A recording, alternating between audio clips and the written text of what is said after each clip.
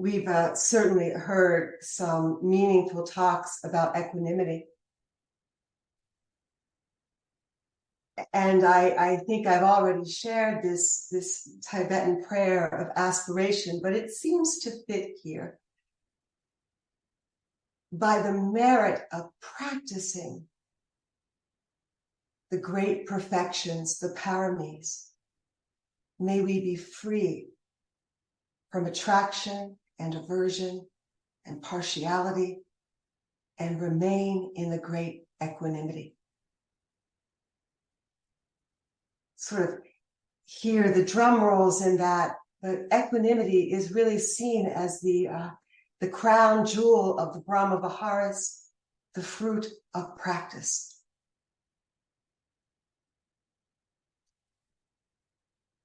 Easy to steady the ship when the waters are smooth and calm. You know, I say that,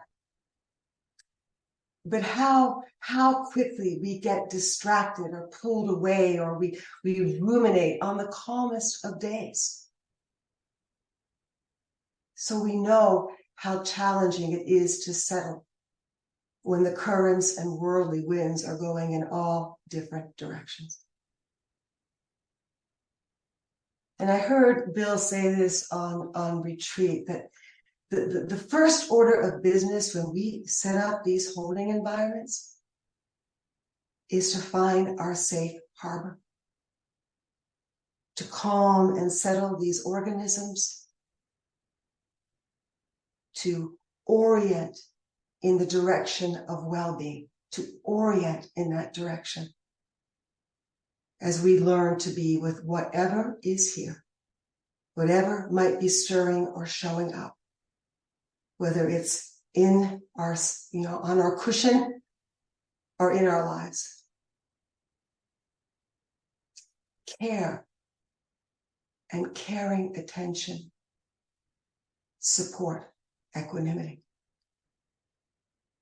Every time we come back to our practice, attend to these body, heart, minds, all of which need something a little different at any given moment, we are strengthening the muscle of equanimity.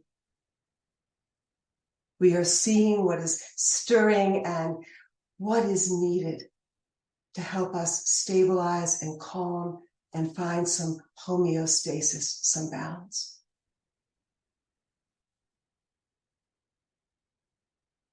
We bring a heartfelt attention, not just a casual attention. Bill often uses that as if we're holding a little bird. Heartfelt. To breath, already breathing, or sounds, or words, or qualities of metta, whatever supports us to come into a safe harbor.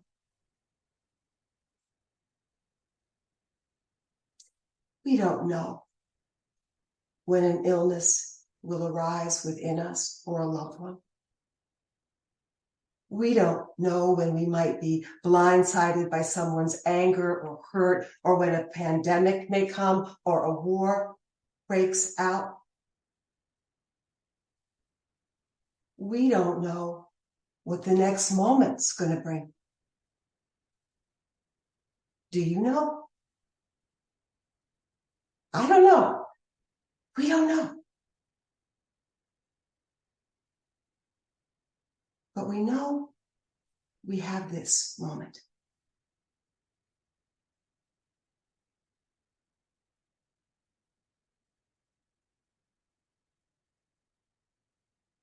Lori and Catherine shared the challenges in working toward equanimity, orienting toward well-being, particularly when it's difficult.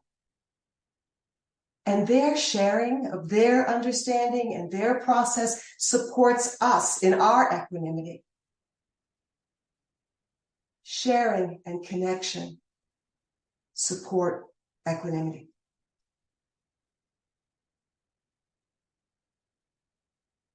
We look to people who have qualities that we aspire to. And I love this idea because it gives me some confidence that we look to others because and see these qualities. We recognize them in others because somehow we also know it in ourselves, but we don't yet trust it.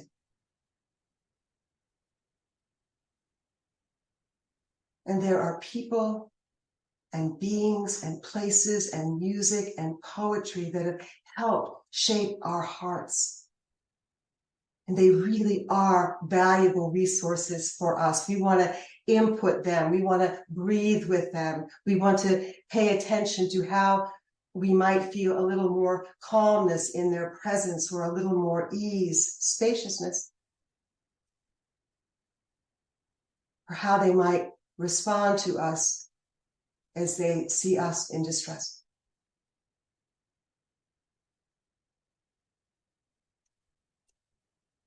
I saw my mother's gracefulness and equanimity in the weeks before her death.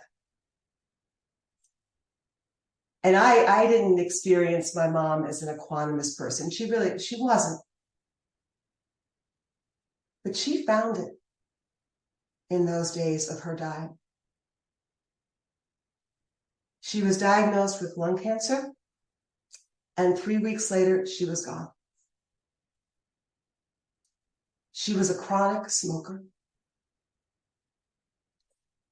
And she shared with me a few years before this diagnosis, sort of a revelation that she had, an awareness that she was sort of understanding about her relationship with smoking. And she said, you know, when I was a little girl, I would go to my grandparents' farm, and after supper, the men would all go out and they would sit and talk and smoke pipes. And she would sit on her grandfather's lap. And she said, I love this. I was a part of it. I was a part of this circle. And I connected smoking to feeling loved.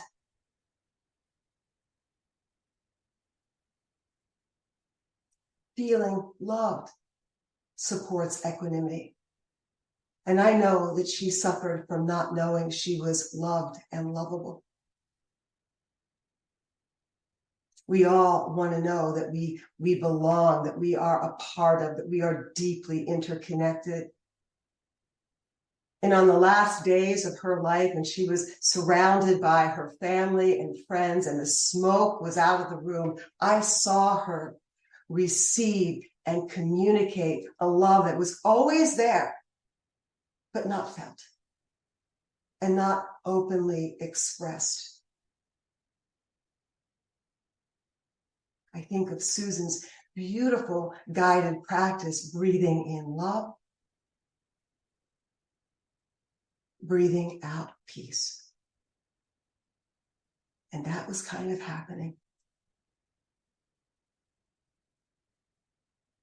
My mother and I were not big huggers, and I didn't even know, how am I going to offer some physical support? But I rubbed her feet, and she accepted it. And she liked it. And she let me know. Joy in the midst of pain.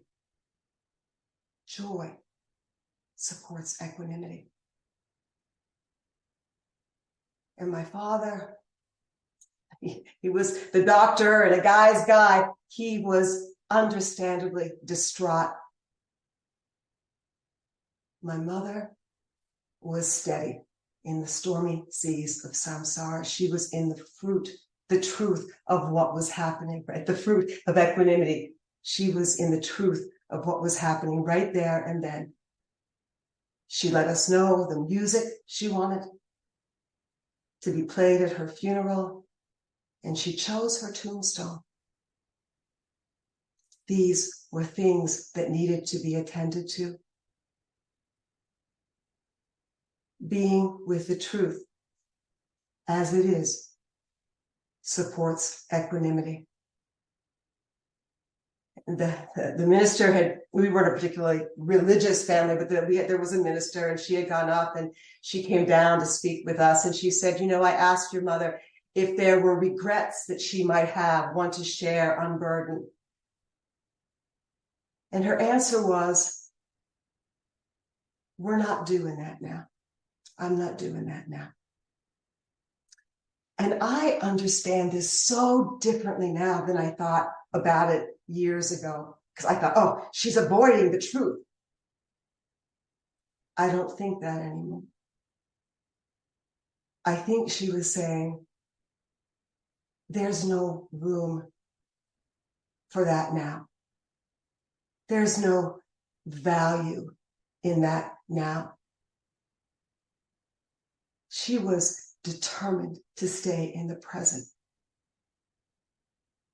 And I like to think that there was contentment.